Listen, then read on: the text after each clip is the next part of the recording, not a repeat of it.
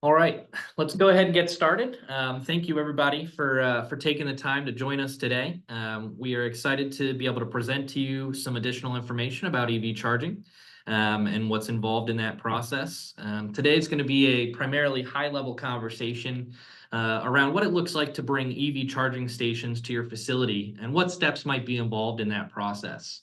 Today is the first part of a four-part virtual education series. So if you've registered for today and you're with us today, that means that you are signed up for the other three sessions that will be coming up later in the year. We're excited to be able to say that we've done this now for 2 years in a row. And it really is a great way to just bring education around EV charging and what's involved in that process. So today, without further ado, I'll introduce some of the speakers that we're going to have. My name is Nick McNulty. I'm the director of our client success team here at Blue Whale EV. Really excited to share with you today about what Blue Whale does and how we can help you with the implementation of your EV chargers.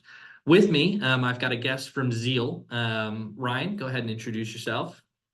Hey everyone, good afternoon. I'm Ryan Boucher. I am a part of Zeal's Eastern Region sales team. Um, Blue Whale EV is actually one of our turnkey installation partners. So we work closely with them for jobs all across the Mid-Atlantic. So excited to get into how we work together with Blue Whale EV today, as well as Zeal's technology. So very excited to get into the conversation. We have a lot of awesome topics that we're going to cover today. Excellent. So without further ado, we'll dive right in. I did want to let everybody know if you do have questions, the chat feature should be available. You're welcome to post them. We're going to get to questions at the end, but we will be covering several frequently asked questions that we get. So there is a chance that we'll get to your answer before we even get to the Q&A session. So to get started, just a little bit about who Blue Whale EV is. The biggest way that I can describe what Blue Whale does is we're a comprehensive company that's going to come out and assist you with the full turnkey implementation of EV chargers at your site. We are agnostic to the charger itself. However, we partner with great partners like Zeal to make sure that you're getting the best option possible for your EV charging equipment. So just something to be aware of. We're happy to come out and take a look and make sure that what you're looking to get done at your property is going to be the best possible solution. With that in mind, frequently we get asked several questions related to what's involved with the implementation of EV charging. So I'm not going to spend a bunch of time now just answering these questions, but obviously you can see we get all sorts of questions, right? So from what's the process to putting in the chargers, all the way to what's the difference between a level 1 versus a level 2 versus a level 3, and which one's going to be best for me at my property to do I want to have these be public facing and collect some sort of revenue off of them, or are they going to be non-public facing and allow for just an amenity for my employees or possibly for tenants that you're trying to keep at your building? Additionally, are you going to have to deal with permitting? Are you going to need to work with a utility company? I'm going to cheat and give you the answer now. No, we're going to help you deal with that so that you don't have to.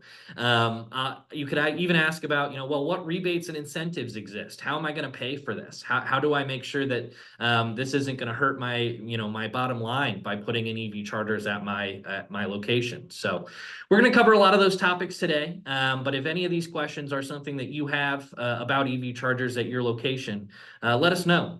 We definitely want to get involved with you and chat more about it. So at this point, I'm actually going to put out a quick poll and see, just answer it if you can. See if anybody is interested in having us reach out to them quickly because they've had questions like this that they want to make sure get answered. So if you could just take a quick second and go ahead and answer this question, and then we'll continue on. We'll give everybody just a minute here.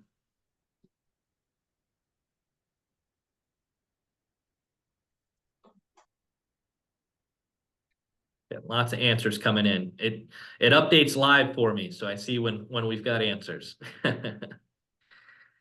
All right. Very good. We've got most of you participating at this point, so I'm going to go ahead and end the poll and continue on.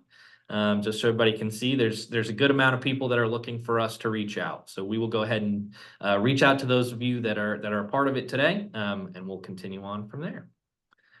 So let's continue on. Let's get involved in why is this important? Why is everybody talking about EV charging today?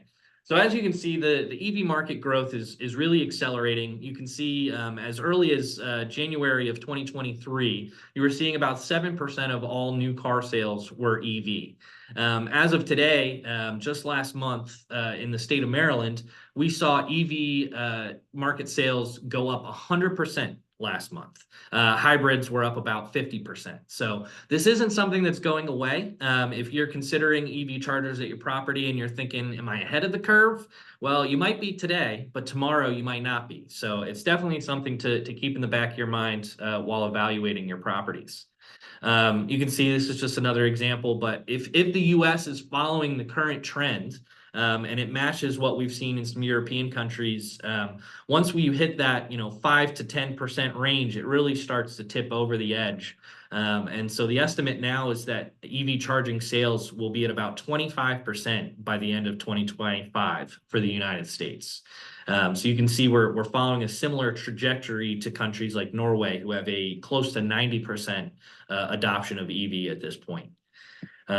Moving on from there. So why is it important? What's the benefit of having EV? And everybody sees what's out there on the news. Everybody forms their own opinions. But really, there are some key EV benefits that, regardless of your overall opinion, are really going to be the case to help benefit your property, right? So from saving costs on the car itself, just performance with the vehicle, sustainability approaches, and the battery technology that's improving every single day.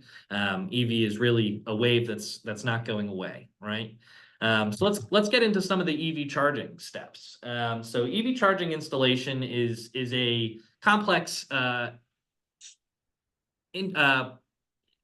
process that you'll want to take a look at. So what Blue Whale does is really hold your hand through the whole process so that you're not running into situations where you've got questions and you don't know, I don't know what to do at this point, right? So it's going to be fully comprehensive. We start with you from the very beginning, where we're looking at what your business model is. What is it that you're trying to accomplish with these EV charging stations? And then we help you figure that out together. If you have a budget that you're trying to stick within, we can cost engineer with you. If you've got a certain solution that you're trying to accomplish at your site, or a tenant that you're trying to appease, or a company that you're trying to draw in to your location, or you just want people to stay at your shopping mall for longer. These are all the things that we're going to talk to you about and help you analyze when you're looking at what EV chargers you might be considering. With that in mind, one thing I like to point out on this slide is that phase one of this process, the site planning and the preparatory work, is really where most of the legwork is, where this lead time lasts. Once we get through all of that, and Blue Whale helps you through the permitting process, and if any utility needs to be involved, the installation itself and the commissioning is a pretty straightforward and quick process that we're going to help facilitate with you.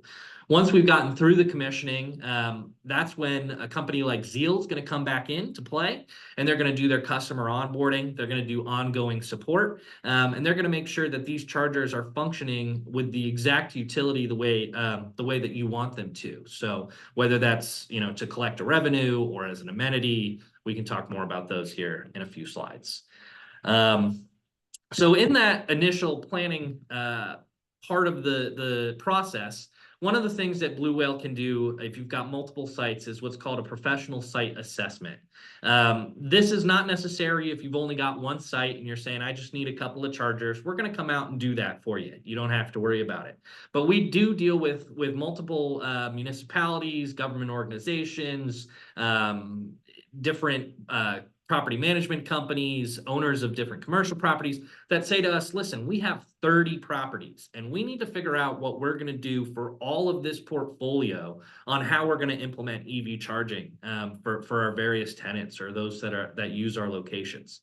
This is where this assessment comes into place. We would look at every single property that you've got. We'd come up with a game plan for you across the board for all those properties. And we're going to make sure that you've got a comprehensive approach from the top down on what's going to make sense for you, right? So that way, you're not running into this by yourself trying to figure it out one space at a time.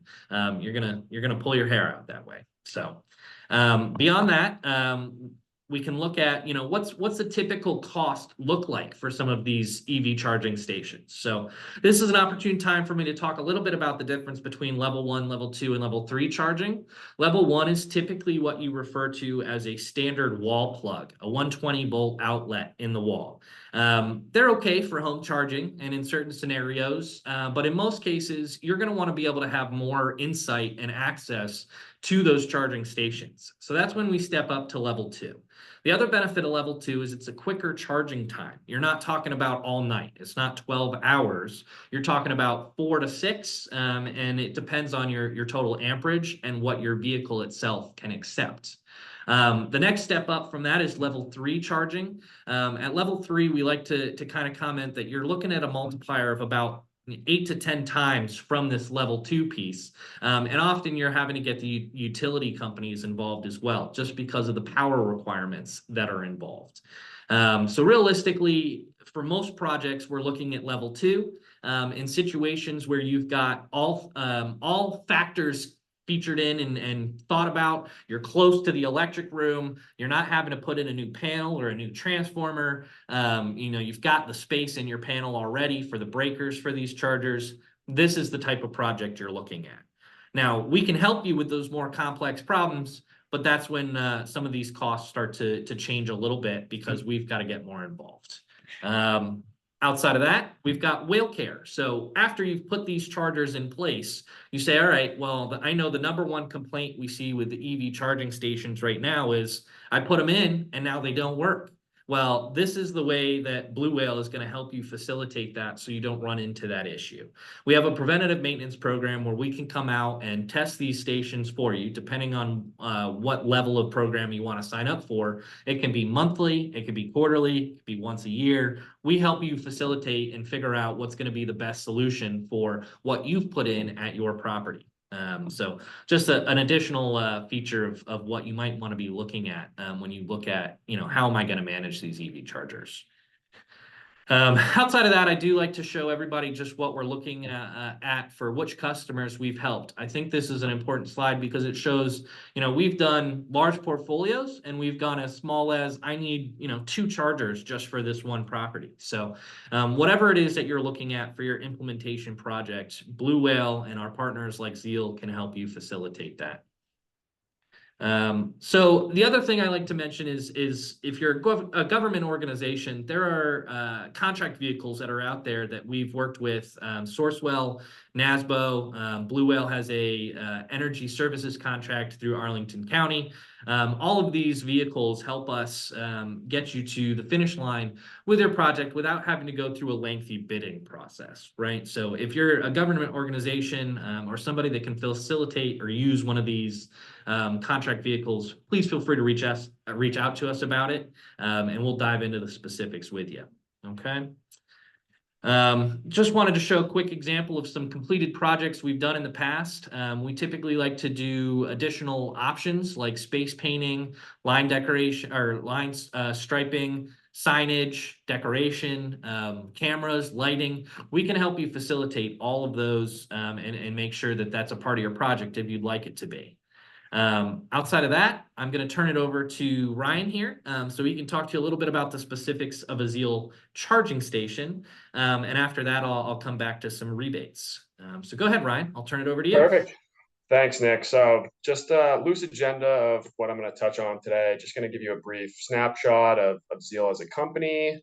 Going to touch on some of our features and functionalities as well as our business model today. And then I'm really going to get into our secret sauce and kind of what differentiates us from the rest of the competition. So quick snapshot of Zeal as a company. We're headquartered in New York City, right in Soho, Manhattan. We have a second office in Dallas, as well as an engineering office in LA. We were founded in 2019.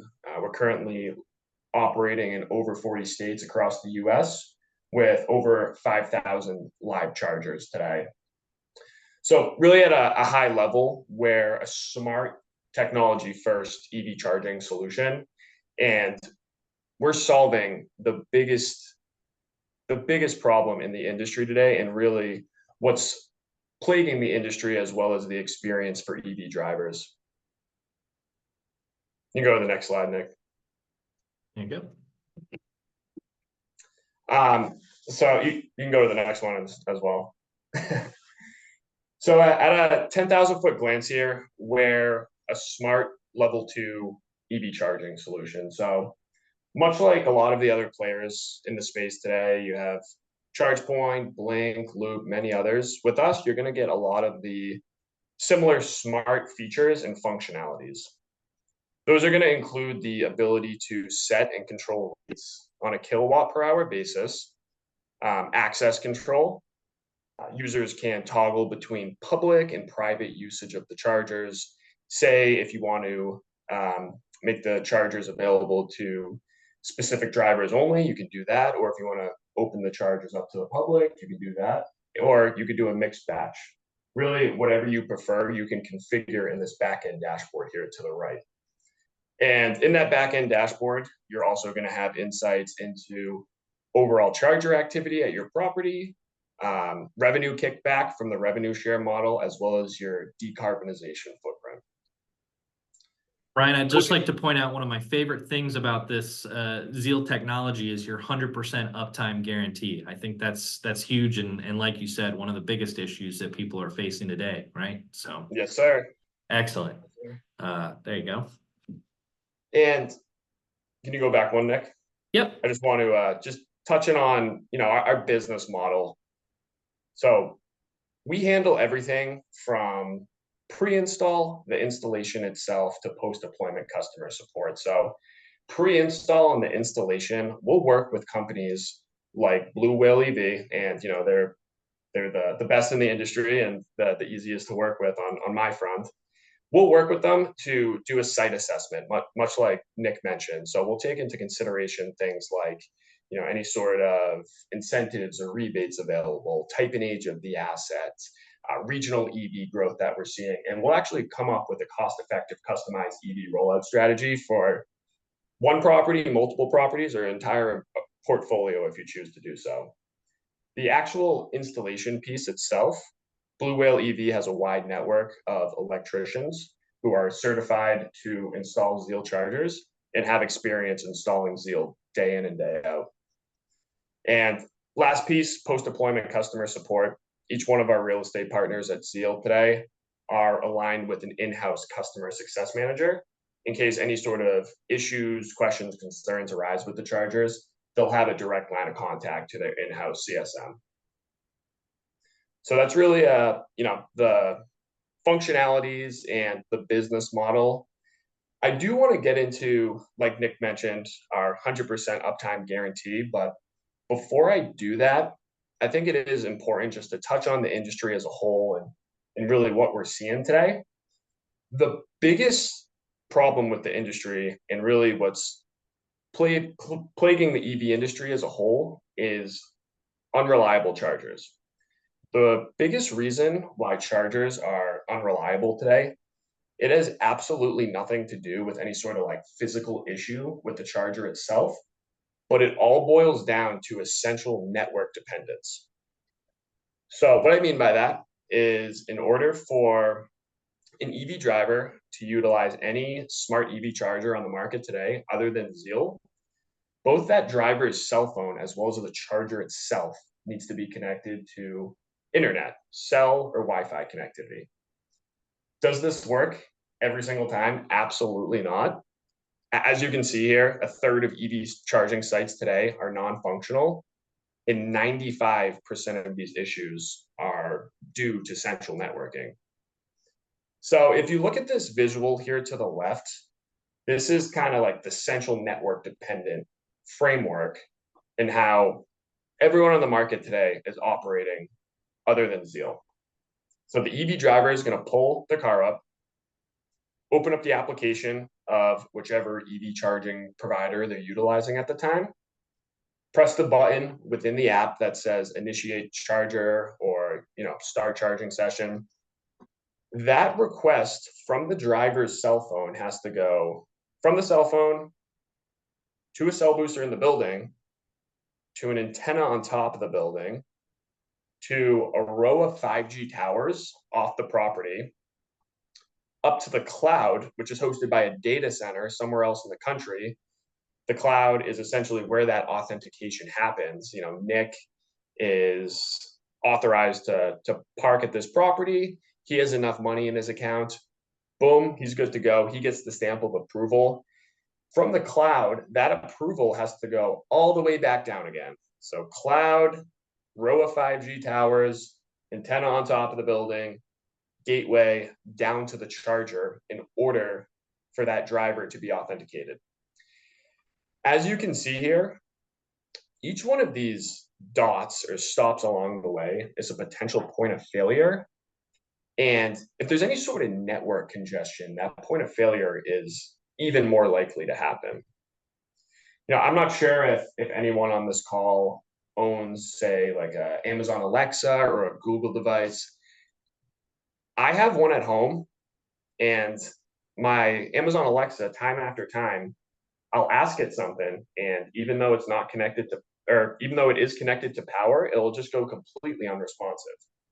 That is all due to that central network dependency. All IoT devices operate on this framework here, and there's just bound to be a failure at some point in time.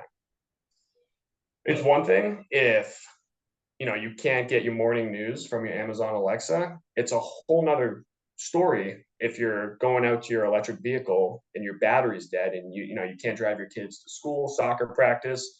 The reality of the situation is drivers are being left stranded. Our two co-founders realized this early on, and we used to operate on this framework here to the left, but then our two co-founders realized we have to have a more reliable solution to give our end users a better EV charging and just a better EV experience overall. So Nick, you want to go to the next slide here? So we've developed the first ever self-reliant technology for EV charging that has a 100% uptime guarantee. The only time a Zeal driver is going to need cell or Wi-Fi connection is when they download the Zeal app. Once they do that, they're just going to simply plug their payment information in, pull their car up to the Zeal charger, open up the application itself, tap their phone to the charger, and they're authenticated in milliseconds. Doesn't matter if the cell phone has cell or Wi-Fi connection. Doesn't matter if the charger has cell or Wi-Fi connection. Users can actually put their phone in airplane mode. Charger can be 5 stories below ground. Upon that physical tap of the phone to the charger, it's like a digital handshake. So we essentially took the cloud and we put it within the guts of the charger.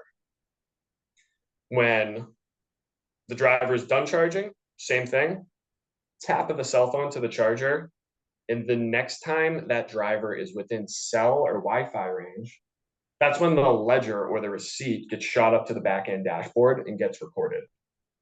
So 2 takeaways. 1, we have a 100% uptime guarantee in our terms and conditions. If the Zeal charger is hooked to power, it's going to work 100% of the time. 2, property owners, management groups, developers are going to see a significant reduction in installation costs. All that overhead that I had mentioned in the previous slide, cell boosters, cell repeaters, hardwired Ethernet cords, we completely slash that all out of the equation, as well as ongoing IT and networking fees. And I always leave it at this. Don't take my word for it. All it takes is a simple Google search. EV charger not working at my apartment, EV charger not working at my office, and you'll quickly realize within seconds how big of an issue this is. And it's also not going to take long to realize that the root cause of this issue and really what's plaguing the industry as a whole is that dependency on cell or Wi-Fi connection at the time of transaction. And then here, we have our driver app designed to be as simplistic and user-friendly as possible. So driver's just going to download the app, plug their payment information in, tap their phone to the charger, and they're good to go. And as you can see to the right here, Arnold Schwarzenegger is actually an advocate still. Very good. All right. And then, here you can see some of our past installations. As you can see, we have a wide variety here. Garage, surface lot, wall mounts, pedestal mounts, and we're strictly in the level 2 space. So we have currently a 32 amp charger and a 64 amp charger. The 32 amp is going to take drivers around 6 to 7 hours to get that full battery charge, whereas the 64 amp is going to cut that in half. So it's going to be 3 to 3.5 hours to get that full battery charge. Very good.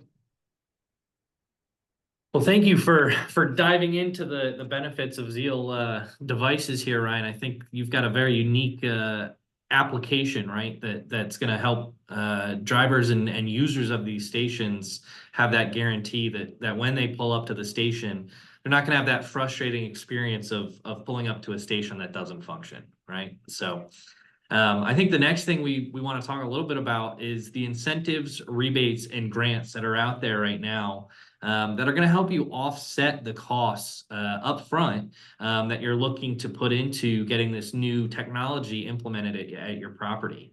What we've seen with some of these incentives, rebates, and grants is many of them are stackable. You can apply for more than one at a time, and they can offset huge portions of what would be a otherwise unexpected investment, shall we call it.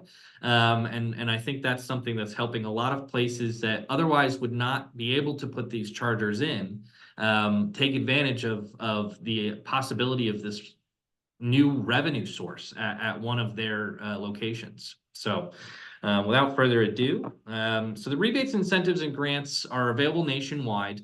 The most common 3 sources that we take a look at for you are the federal, the state, and the utility programs. And the nice thing about these 3 different programs is that in almost all cases, you can get one of each if you're applicable for them. So, in a best case scenario, I might be able to go out and get my tax credit from the federal government. I might be able to get a state rebate, and I might even be able to get a rebate from my utility company, combine them all together, and I've taken care of a huge portion of my overall project. The other piece that's important to call out is they've got specific programs that are tied to either a residential application or a business and commercial application. There's fleet options that are out there today through the utility programs. So no matter what your project is that you're looking to get done, what we're going to do for you is help you get an idea of what's out there for you. And then what we'll even do is help you at the time that the project is completed. We're going to walk you through what that process looks like. We'll get you any of the supporting documentation you might need. And we're going to encourage you to apply for anything that you might be applicable for, because that way, no matter where it's at in the process, you get on that list and you potentially get some of that money back. So what does that look like? Let's say I live in Maryland. Let's say I live in Maine or Washington or Arizona. What do I have available? So there are lots of great programs that are out there right now that Blue Whale utilizes that help us see and calculate where all of these rebates are at, all the incentive programs are at. And we're going to identify those for you no matter where your project's at based on the address of that site. So that's a really important thing for us to understand is where is this location going to be and what's the overall goal? And that's going to help determine, what you're applicable for. Specifically, I like to talk a little bit about Maryland. I picked Maryland because it's in our backyard, but we can do this level of analysis for any of the states that are out there. So in Maryland right now, there's the federal tax credit that's available. This federal tax credit is available in all 50 states. So no matter what your state is, this is one that you should be looking at. Right now, that tax credit starts at 6% of your total project cost. If you use prevailing wage rate and you fall within the selected areas where this is applicable, you can get up to 30% back on your project. So the big determining factor between the 6 and the 30% are the census tracts, the areas that we're talking about, and then also whether or not you're using that prevailing wage rate and apprenticeship guidelines for the labor costs that are involved. Blue Whale can help you navigate that. It's just a piece of the puzzle when looking at this federal grant or federal incentive, I should say. It's a tax incentive. The state program that's available in Maryland right now is currently in wait list. So it was supposed to open back up in July, but because it's on a first come, first serve basis, there were many people from 2023 that were not able to collect their rebate because the program ran out of funding. So you can see that one of the most important pieces of this is A, get the project done while the funding still exists, right? And then B, even if you're not necessarily able to collect that rebate today, get yourself on the wait list so that when the program gets refunded each year on that first come, first serve basis, you'll be in line to potentially get some of that money back. Lastly, we talk about the utility programs. So Maryland's got 3 utility companies primarily that are looking at these programs that are out there today. Just to high level, talk about one of them. BGE offers multiple programs that are out there today. There's fleet programs, there's a level 2 charging program, and then there's a DCFC charging program as well. So these are all opportunities for you to go out, see if and we'll help you with this, see if your project is applicable for any of these 3, all of these 3. And really, it's going to help you offset a major component of your overall project. The last thing to mention with this, and I'll bring it up again, our next webinar in the series is going to focus and hone in really specifically on these programs that exist. We've got a great speaker with us that's very well versed in what these programs are. So if you're interested in this piece of it, and more specifically what you might be applicable for, I highly encourage you to tune into the next one as well. Moving on from there, outside of those rebates and incentive programs, there are many opportunities out there for grant funding. So if you're an organization that's with the government, if you're an organization that's possibly applicable for some NEVI grant funding because you fall in one of these electric EV corridors, then this is another way that we might start to look at some of these for you. Now, something to be aware of with grants as opposed to rebates and tax credits is that the grant programs typically require a certain amount of legwork up front prior to putting the chargers in. Many of the rebate programs and incentive programs that are out there, as long as you've put the charger in and you've got the paperwork and the invoice and the pictures that prove that you've done that, you're okay to apply after the fact. But with the grants and other programs like that, you have to go out there ahead of time, show them what it is that you're going to be doing, get a budget together and get that approved prior to then being able to get that grant funding set aside for your EV implementation project. So just something to be aware of. Outside of that, I'm just coming back to talking about incentives and rebates and what we've got coming down the line. Chris Coker with MD Energy Advisors is going to be with us on the next webinar in our series. Chris and MD Energy Advisors particularly partner with BGE and some of the other rebate programs that are out there. And they're going to help you really hone in and dive down on what steps you need to take in order to capture these rebates.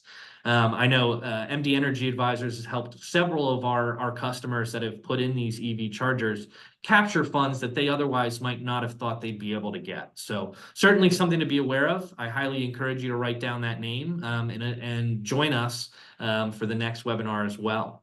So with all that in mind, I'm going to turn us back into some questions here and see what we've got available for questions that we want to go over. I don't see many in the webinar chat at this point, so I'm going to take us back to the FAQ and just start to run through a couple of those. And if anybody does have questions, please feel free to post in the chat and we will make sure to get to those. We're also happy to reach out after the fact and talk to you one-on-one if you prefer to go that way. So let's take us just to the FAQs. Apologies for the fast scrolling.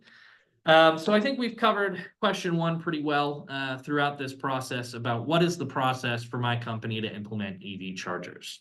But the next question we always get is how many chargers should I be looking at? So the rule of thumb generally is if you build it, they will come, right?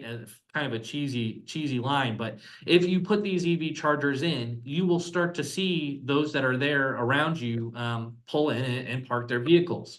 Prime example, we've got EV charging available here at the office. I've seen 3 or 4 different people within our office go out and actually buy an EV car because they've done the math. And by being able to charge your vehicle at work instead of having to pay for gas, you're saving somewhere around $6,000 a year in what you would otherwise have to pay for. Even if you're charging your employees, there's a cost involved and it's not a free amenity. That difference in payment between gas and the electric that they're using is really going to be a savings for both the employee or resident, tenant, whatever the situation might be, as opposed to having to fill up with gas each day, right, or once a week, or whatever your frequency is. So that's the first part is, build it, and then that'll help you start to determine. The second thing, and I always encourage this, if you're a multifamily or an HOA and you're trying to decide like how many people have this, how many people are thinking about it. Surveys are a great tool and we can help you build one if you're looking to do that. Send it out to your residents, send it out to your employees. How many of you currently have an EV? How many of you are thinking about switching to an EV in the next 6 months, right? That's going to help you determine how many chargers you will be able to put in. The other thing that you want to talk about is what do you have for available power?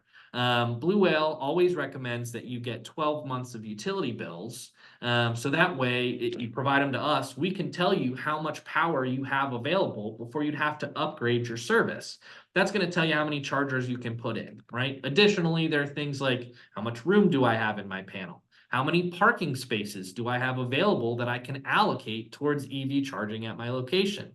Do I have to consider ADA, right? Do I need to make sure that if I'm getting 2 EV spaces put in, do I need to give up a third parking space for that hash line to allow for ADA parking in those spaces? So these are all just the different considerations we're going to take a look at with you for your specific location. Will the EV chargers become a new source of revenue for my business or organization? I'm going to turn this one over to Ryan. Ryan, not to put you on the spot, but I know you guys do ROI calculators with your customers. How frequently do you see, after the initial recoup of their costs, people are making money on these devices? It's not a ton, but it's some, right? So what have you guys seen?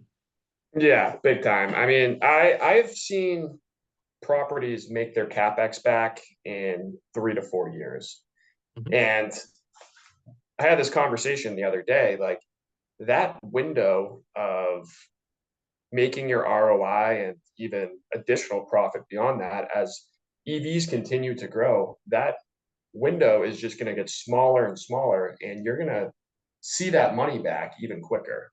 So we actually have an in-house case study that provide a few examples of properties that have seen ROI, and we'll continue to see that ROI. So happy to share that with anyone on this call afterwards. Great. So the next one I think we covered part of in the presentation, but what's the difference between level 1, level 2, and level 3 charging? Just a refresher, level 1 is your 120 volt wall outlet, right? That's your all night charge. Level 2 is your most standard at home, at work charger, right? So this is what you're gonna look at for your daily charging, your plug in and top off, right? Get me to 80%. I need to get home. That's what you're looking at for those level 2 chargers. Level 3 charging is that next step up. That's I'm at a gas station and I'm going on a trip and I need to get a charge in 40 minutes. That's what you look at for level 3. In most scenarios that we're talking about today, level 2 is going to be the way to go. If you're a gas station, a refueling station on a major highway, you're looking at NEVI funding, that's when you might step up to that level 3 charging and get involved there. The other place that level 3 charging is really frequent is with municipality vehicles, right? So I've got a fleet. I need to be able to get people in and out quickly. In those situations, I encourage a mix, right? So maybe it's 2 to 3, maybe 6, maybe 7, 10 level 2 chargers. And then you have at least one fast charger that's available so that, hey, somebody forgot to plug in last night, or hey, they had to drive and got to go back out and do an extra loop.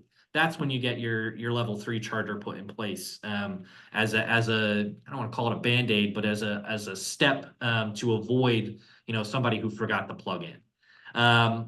Should my chargers be public facing or non-facing?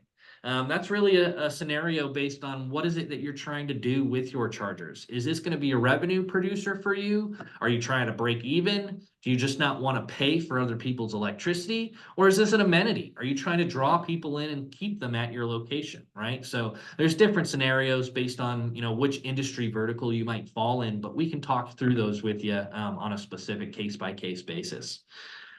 This one's very specific, but I've run into it so many times it's worth bringing up. I live in a multifamily housing complex with an HOA. What are my options? Well, there's a lot that are out there, right? It really depends on, you know, are you looking at this as a complex overall? Is the HOA trying to decide how are we going to make charging available for everyone? Is it something like a dedicated spaces for EV charging? Very common. We help many HOAs with this, where they say, all right, we've got visitor spaces at the pool house, or we've got visitor spaces at the front of the community where we can put some dedicated spaces for EV chargers that anybody can pull up and use. That's a great scenario, right? We've also got situations where we've got someone say, hey, I live by myself in this HOA and I just need a charger for me. How do I make that work? Well, we can help work with the HOA and that homeowner or that particular tenant to figure out how we're going to make that work for them, making sure that they've got adequate power. Maybe they need a separate meter, or maybe the charger does it itself. Most of them can, right? So when you start to see that this is really a case-by-case scenario where you're going to want an expert's advice, and you deal really specifically with what your scenario is going to be. Will I need to deal with permitting or the utility company? I know I cheated and told everybody, no, you won't have to. It's because we'll do it, right? So every project where you're adjusting the electrical, you're putting in this new source of power, unless it's been previously allotted for, call it in a new construction build, then it's a retrofit and you are going to need to get a permit pulled. Blue Whale is going to assist you with this, and we're going to make sure that you're not having to deal with the headache of going through that process. Similarly, let's say you know you need 10 chargers put in, but you've only got the power for 5. Well, now you're talking about having to bring in a new service, right? So that's where Blue Whale is going to help you with a utility company as well, where we've partnered with several of them to make sure that we can help you out. If you fall in the Dominion area, we've actually partnered with Dominion to help them with all of their EV projects. So you can start to see this really is a comprehensive approach to this that's, you know, frustrating to do if you don't do it every day like we do. What rebates and incentives exist? I know we covered a lot. That's something we're going to include in any proposal we put together for you that you're looking at for implementing EV projects. So every project gets a snapshot of what rebates and incentives are available. We're going to update you if anything else comes to the market during the process of that installation. And we even might follow up with you afterwards if something becomes available and you still fall within that eligibility to go after it after the fact. So that's something that we're going to help you identify and then chase down and try to get that funding. How much should I charge when people use the EV stations? This is a question we get every single time we put these chargers in. And the great part is partners like Zeal are going to have an onboarding conversation with you where they look at what is the cost of energy at the location that I'm in. What are people around me currently charging through apps like PlugShare? I can see what people are charging, right? And I can identify, you know, can I charge a little bit of a premium because there aren't other EV chargers around here? Or am I in a place where there's lots of EV chargers and I've really got to be competitive in order to get people in here, right? So you can start to see where there's some consideration there and how we're going to help you navigate that process as well. Last question, my FAQs, and I don't see any others popping up, is will I be able to track usage and change prices on the devices? The answer is yes. You saw with Ryan's software and networking capabilities for Zeal, and in many of these situations, you're going to be able to see how frequently people are pulling up and using the station. You can see how much power they're pulling at the time that they're sitting there, and you can change the prices to set an appropriate amount based on things like, is there a demand charge in your area? Is there a time of day where more people are using these stations than other times? Is there a day of the week, right? Do you want to set it up that way? You can put things in like a idling fee, right? Is what we typically call it, or an occupancy fee. If somebody has plugged in their car, they filled the car up, and their charging session is done, but you still want to collect money from them because they haven't gotten out of the parking space yet. So we frequently refer to that as an idling fee. And what you might want to do is set it up so that, hey, you got a 30-minute grace period, right? And then it's going to up that charge to, it could be $10 an hour, $10 a minute. You can try to force them out of that space, or recoup some costs because they're preventing somebody else from pulling in and using it. So we've also seen situations like out in California where people are booting cars when they're not getting out of the charging space fast enough. The idea behind this is you're not having to deal with that. You're encouraging them to move through the software itself. So I think I've covered a lot of the FAQs. I've covered a lot of questions today. So I just really want to say thank you for everybody that's attended. I know we're a couple minutes before the end of the hour here, so I'll hang around if anybody's got any specific questions. But I'm going to come back down to the last slide here and just say thank you to everybody that has joined us today. We really appreciate it, and we hope to see you on our next webinar series.